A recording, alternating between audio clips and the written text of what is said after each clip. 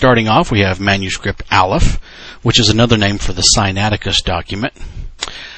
Then we have manuscript D, manuscript 52, and a 5th century palimpsest. Now, a palimpsest is a scroll where someone has written a letter to someone.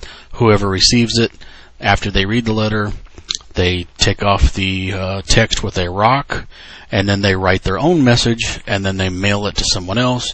It gets used and recycled quite a bit.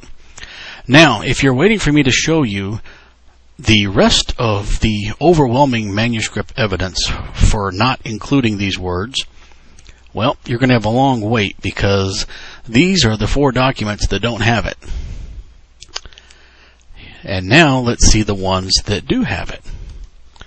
All of these, including manuscript B. Now, B is another name for the Vaticanus manuscript.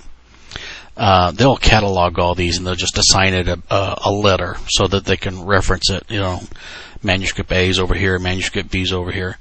Now, Sinaiticus, which is Aleph at the bottom, and manuscript B, which is the Vaticanus at the top, they are the darlings of the modern scholars. They love those manuscripts.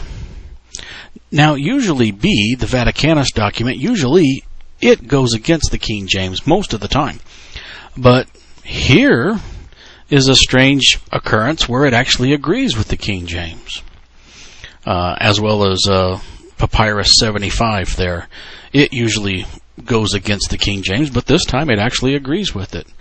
So the overwhelming evidence is the word should be in there. After all, B and Aleph ought to disqualify each other right off the bat. We have the majority on our side that says those words are in there, and we have the actual clue from the book of Acts says it should be in there. So I think the Ascension, as most scholars would agree, should be in the Bible 3 times. Acts chapter 1, Luke 24, and Mark chapter 16. Now here's the report card for the New American Standard Version. Of course, we know it does mention the Ascension in the book of Acts. That's good so far.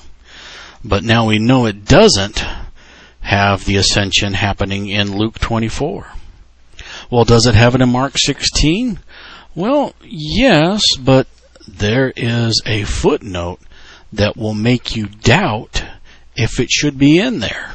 The footnote says some of the oldest manuscripts do not contain verses 9 through 20. They want you to believe that the book of Mark ends at Mark chapter 16, verse 8.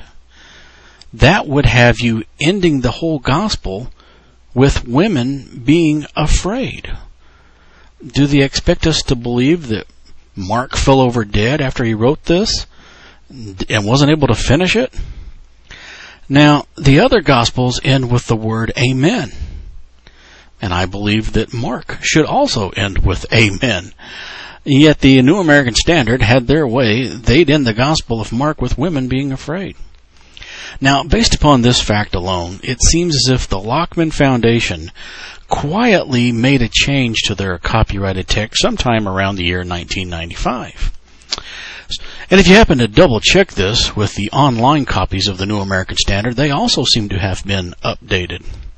And here's the BibleGateway.com website, and if you look up the New American Standard, you select it, and you select Luke 24, you'll see that they've made some changes. First change you'll notice is they've added a title to this, The Ascension.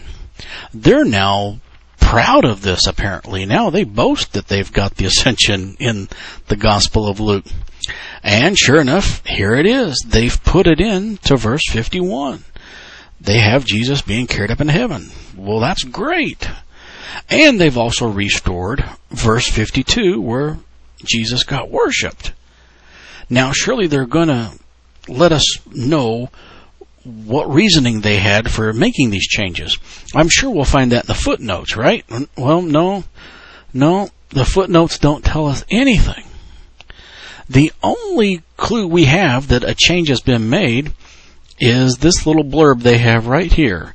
In 1995, the text of the New American Standard was updated for greater understanding and smoother reading. Apparently, it's now easier to read. I don't believe that.